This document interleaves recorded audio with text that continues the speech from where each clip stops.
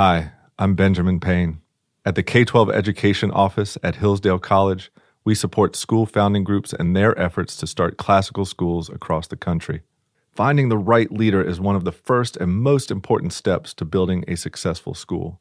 While we do consider experience in education, we seek candidates who exhibit unwavering personal integrity, honesty, courage, and servant-hearted leadership. Perhaps that's you.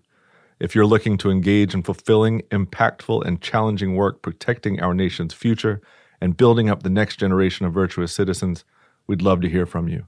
I'm looking for strong school leaders right now. Learn more about how you can make a difference at hillsdale.edu/leader. hillsdale.edu/LEADER. That's hillsdale.edu/leader.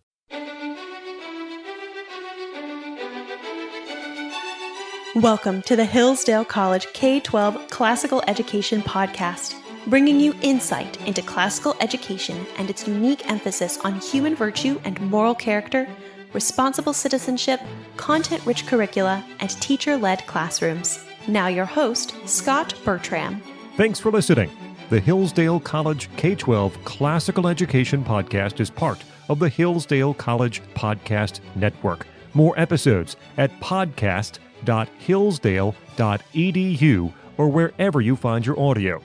You also can find more information on topics and ideas discussed on this show at our website, k12.hillsdale.edu. We're joined by Karissa McCarthy, a fourth grade teacher at Seven Oaks Classical School in Ellettsville, Indiana. Today we're talking about how literature shapes the souls of young people, or the moral imagination. Karissa, thanks so much for joining us. Thank you for having me. Before we get started, tell us a little bit about your job as a fourth grade teacher and something about Seven Oaks, please. So I've taught fourth grade for 4 years. I teach every subject. I'm with the kids all day, and it is the most rewarding and most challenging job I have ever had. I think I have learned more about what it means to be human from these fourth graders than actually living life. Their stories, the way that they take what I'm teaching them and apply it to their life and then regurgitate it back to me in a beautiful way, just open my eyes to see the world in a new way. And so I'm so grateful to be able to teach every day. As we get started here, we have to perhaps tell people what we're talking about, which is the moral imagination. So how do you define the moral imagination, and what are we going to be talking about here today? Yeah, great question. The moral imagination, I tried to write a definition, and it's just so much more than a pithy definition that we can memorize, because we really try to teach our children morals. That's the point of the Hillsdale K-12 education, is to teach virtue. But I have found that it's not enough just to say, do not lie, do not steal, be good. There needs to be a connection between these rules, these virtues, and how to be a good human, and the children caring about what they love, their affections. And we can talk about courage all day long, but it's so hard to define because it's outside rationality. Mm-hmm. But when we read The Tale of Despereaux and we see this tiny little mouse, do something brave and courageous, we actually understand what courage is and how we can do it in our life. We can talk about sacrifice all day long, what that looks like, how to do it. But when we read The Red Badge of Courage or Where the Red Fern Grows, it actually becomes real, and we can imagine how we would do sacrifice in our own life. How do we sacrifice what we love for the sake of the world, the sake of our family? We can discuss the virtue of friendship all day long. But when we read in Anne of Green Gables the friendship between Anne and Diana, it actually comes to life more. And that's what the moral imagination does. It allows us to take those things that are outside rational thought and actually learn what they are and give us ways to implement them in our own life. For example, this past year, I had a student who just lied and lied and lied, and I knew she was lying. I had evidence. And I would just say, do you want to be a woman of integrity? And she's like, yeah. And then would continue to lie. And I was like, how do I get it across to this girl that she is lying and she needs to own up to her mistake? And I remembered how much she loved George Washington. Mm-hmm. And we've talked about how George Washington is a man of integrity, a man of his word. What he said, he did. And when he made a mistake, he owned up to it. And so I finally went up to her after she lied to me about stealing a cookie. And I was like, "You're not acting like George Washington right now." And the look on her face, because she wanted to be like George Washington. And the look on her face when she saw that she wasn't measuring up to the standard of George Washington, she immediately confessed her lie and was like, "Oh my gosh, I'm so sorry. I didn't know that I wasn't being like George Washington." And that moment where I was just trying to teach her a moral. I was just trying to teach her a rule, like, don't steal. But the moment you shift it to a story, to a historical person, it came to life, and she realized her mistake and wanted to change it for the course of her life. Why is that? Why is storytelling, by extension literature, such a powerful tool in teaching children these virtues and also shaping their moral imagination? Yeah, I think about that because we love stories so much. And so often, like, we read a story and then we forget about it. But it actually sits in our brain for so much longer than we think. And it allows us to imagine what should be done, what ought to be done safely. We can travel through the forest and fight alongside Sir Lancelot without actually having to fight, without actually having to risk the fact that our head may be cut off or we may lose an arm. It's a safe place to learn. And children need a safe place to learn. We cannot just be sending them out into the real world to face these hard problems. We need to give them experiences. And kindergarteners are 5 years old, and their experience in life is so limited. And so stories build experience. And the moral imagination is based on the richness of experience. So the more that you experience, the more that you are able to imagine, the more virtue you are allowed to see. And so stories give children experiences that they wouldn't otherwise have. Many pieces that you'll read with your students are decades old, a century old, more than that in the case of George Washington. Does that time difference matter at all? No, the time difference does not matter. That's actually the beauty of it. We get to rely on the past. Edmund Burke is the first person who coined the term of the moral imagination. And he was writing, reflecting on the French Revolution, which is extremely radical. They were trying to replace the calendar. They wanted to make the week 10 days long instead of 7. And Edmund Burke saw that this hyper-rationality of the French Revolution and of the Enlightenment was actually detrimental to the moral imagination. He saw that when you take away the moral imagination, you have a void. And what's going to fill that void? Passion, lust, anger, greed, power, money. And those are terrible things to have for your society, which ultimately lead to violence. And that's what happened in the French Revolution. And where do we get the moral imagination from? Is from the past. And when we remove the past, we're no longer having that connection and learning from them. And they've already walked through all these trials, so we don't have to. Now, it doesn't mean all tradition is good. There is some bad tradition. But when we remove all tradition, we actually miss out on what has come before, which actually is beautiful wisdom. It starts with Burke, French Revolution. Is there anything else we want to say about the history of the moral imagination and perhaps how that concept shifts or adjusts over the years? Well, it went from Burke to Russell Kirk, which I think is really fun that it rhymes. And Russell Kirk did, I believe, most of the writing on the moral imagination. But C.S. Lewis takes it really far. T.S. Eliot takes it really far. Irving Babbitt, Gertrude Himmelfarb. All these people are writing on the moral imagination. And this was in the 1900s. So it's a relatively new concept, but I think it's been going on for much longer. But they are the first ones that coined the idea and wrote about it. Talking with Karissa McCarthy, fourth grade teacher at Seven Oaks Classical School, about how literature shapes the souls of young people. What does good moral instruction look like? As a teacher, my first year, I just wanted to be like, here's how to live the good life. You do this, you do this, you do this. Here's a list of rules. But that's not enough. They need a picture of what is good so that they can taste the virtues and see that they are good. Or in this case, if we're going with the food metaphor, that they are scrumptious and worth doing and worth desiring. So if we just tell them to do something, they're going to want to rebel. They're going to want to do the opposite. But if we show them what that looks like, it actually comes to life. And they're going to want to recreate it in their own life. So we need to read stories and not pick them apart. I think so often as teachers, we just want to get to the deeper meaning of the story. Mm-hmm. But to actually let it sit in the child's brain is one of the most important things. My first year of teaching, some of the kids in my class were doing some bullying. They were just being mean to one another. So it's like, I'm going to read them a story, teach them how evil bullying is. So I chose The Ugly Duckling, which I remember my parents reading and being, this is why you shouldn't bully. You should be kind to everyone. Everyone's unique. And so we're reading it, we finish it, and I'm just letting it sit. And this one boy raises his hand and goes, "Why are we reading this?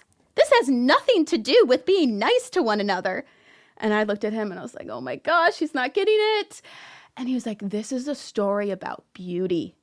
Miss McCarthy, you tell us all the time to love the beautiful thing." And that's what The Ugly Duckling was doing. Everyone else was focused on their farm activities, but the ugly duckling just wanted to be a beautiful swan. He was looking for beauty, and I think we should all look for more beauty. Whoa, this child got something way different out of the Ugly Duckling story that I did not imagine. And if we pick apart stories all the time, we're going to miss out on those moments that actually show kids what the good life is. The image of the ugly duckling became to him an image of beauty. And now that boy is going into 8th grade, and we talk all the time about the ugly duckling and that image of beauty that's imprinted in his brain because of a good story. And so I think we really got to take a step back from trying to dissect everything. The same thing with poems. Mm-hmm. Just letting them sit and letting the kids pick out the images from the story that they see. Another thing that I struggled with is repetition. Kids love reading the same story over and over and over again. And at first I was like, don't read the same book, get a new book. We would finish a book in literature class, and then the next week on their reading log, half of my class would be rereading the book. Mm-hmm. And I would stand up there and be like, okay, we cannot reread the literature book for a reading log. We need to pick a new book. And they're like, why?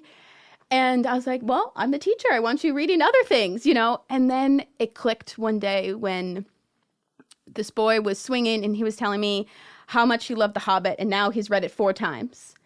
And I was like, why do you want to reread it? And he's like, well, I get to try and fail with Bilbo. And I was like, whoa, that's the point of repetition. They get to redo the things over and over again. Learn, fail, get up, try again. And they don't actually have to do that in their own life. They get to do it in the safety of a story. And so now I encourage the kids to reread the book if they want to. So that's really important. And then something I started doing this year, which is really helpful, is some reflection sheets. Instead of like having the kid write a sentence, I'm stealing the learning time of my classmates, I will do better.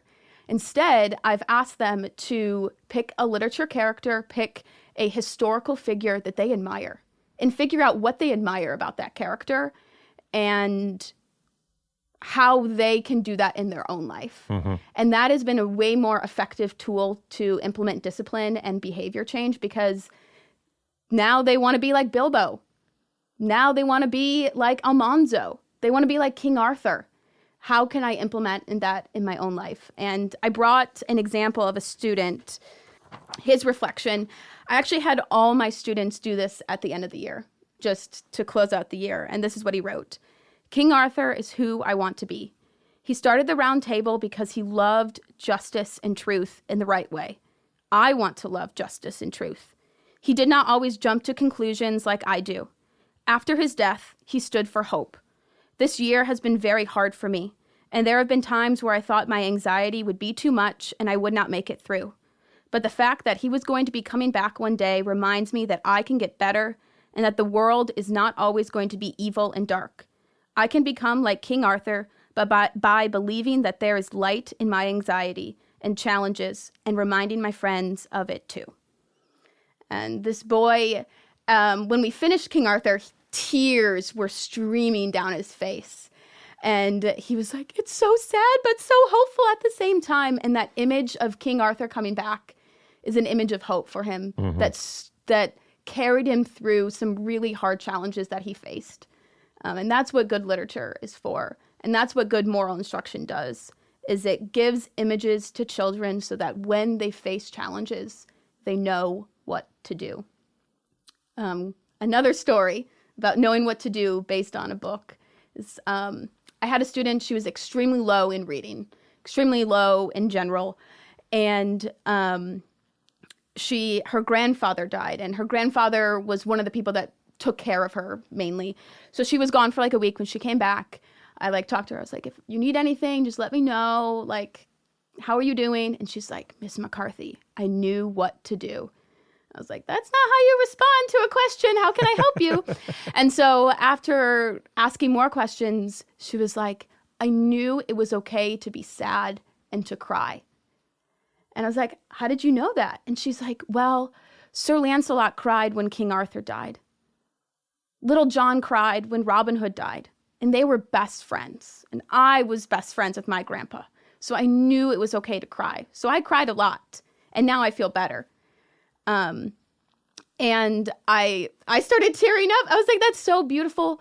Because if this girl had not read those stories, who knows how she would have responded. Mm-hmm. Would she have gotten angry? Would she have shut down and just pushed that emotion away? But these stories told her what to do. And I just love that the story taught her. I didn't teach her. Her parents didn't teach her.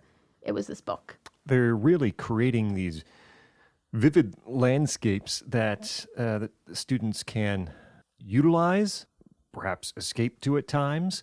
But the idea that they can place themselves alongside someone who's trying to do something heroic, they can place themselves alongside someone who is reacting to a tragedy, and they can have those emotions and understand those emotions before they experience them in their own lives. That is powerful.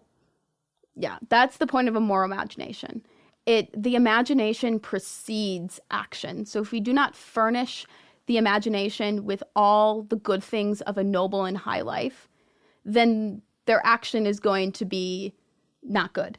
But if we furnish it with lovely, beautiful, heroic, brave, true, loyal things, that's how they're going to act.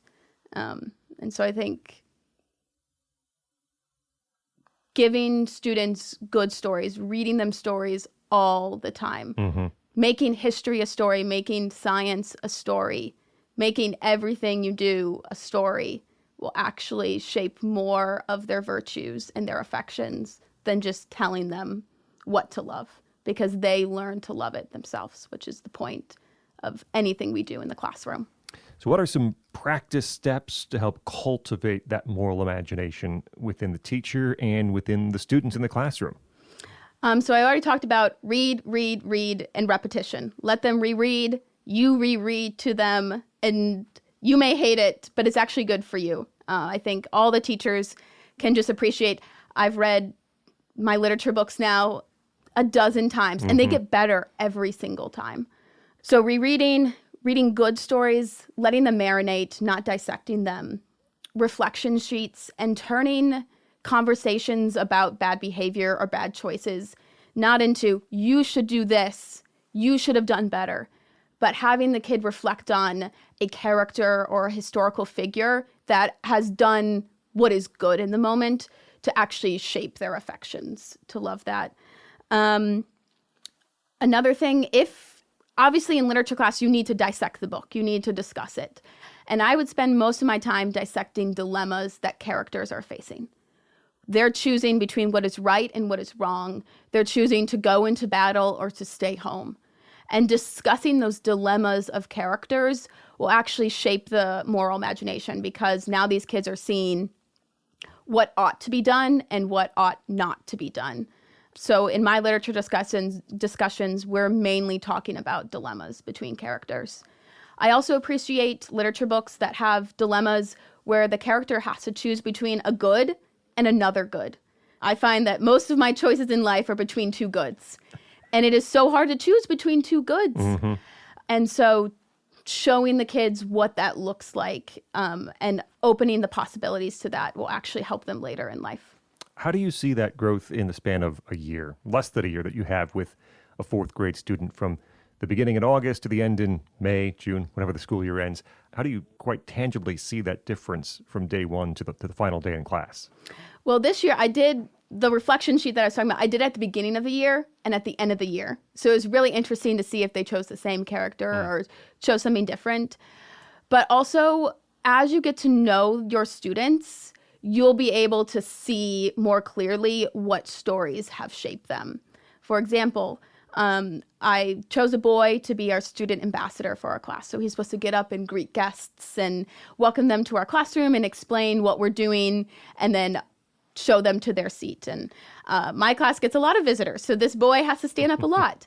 And when he was given this task, the look of fear on his face. Why would you give me this task? I cannot do that. And I chose him because he's a very fun child, very good at conversation, and I saw that he was able to do it well, and he did not believe this in himself. So day one of his job, we have 4 visitors enter the room. He makes eye contact with me, and I nod my head. So that means get up and go greet them. And he's moving in slow motion over to these people. And I'm still teaching math, so I'm not focused on him. So then he greets the guests, sit down. And then at recess, he comes up to me and he says, "I defeated the dragon." And I knew exactly what he meant, because a couple days before we were reading The Hobbit and we were talking about a curse of a dragon. It makes you believe you do not have courage when you actually do. And this is what happened to Bilbo in the cave. He heard Old Smaug speak and he realized, oh, maybe not. Maybe I shouldn't keep going. Mm-hmm. And instead he chooses to keep going and not listen to what Old Smaug says. And that's what this little boy did. He's like, I kept going. I defeated the dragon. And then a couple weeks later, we had a new student join us, and this boy did not want to come into the classroom at all. And I hadn't even told the child to go up and greet this new student. But the moment this student walked in and the boy, my student ambassador, saw how hesitant the new student was, he immediately got up, did not lock eyes with me and ask permission, just immediately got up and took the child by the hand and led him to his seat. And that's when I saw the growth of what the moral imagination did. He took the story of defeating the dragon, of something that scared him, and he used it to love on another student and to welcome this child into this classroom. And so just in small ways, you can see the growth of students. And you really have to be looking out for it, which I think is so hard to do as a grammar school teacher. There's a million things on your plate. But when my focus as a teacher is to teach virtue. And that is at the center and the heart of everything that I do. So I'm looking for ways that I can share a story to teach, or I can listen to a student tell me how they took a story and applied it to their own life. Karissa McCarthy is fourth grade teacher at Seven Oaks Classical School in Ellettsville, Indiana, talking today about how literature shapes the souls of young people and the moral imagination. Karissa, thanks so much for joining us here on the Hillsdale College K-12 Classical Education Podcast. Thank you for having me. I'm Scot Bertram. We invite you to like us on Facebook. Search for Hillsdale College K-12 Classical Education. You also can follow us on Instagram at Hillsdale_K12. Hillsdale_K12 on Instagram. Thank you for listening to the Hillsdale College K-12 Classical Education Podcast, part of the Hillsdale College Podcast Network. More episodes at podcast.hillsdale.edu or wherever you find your audio.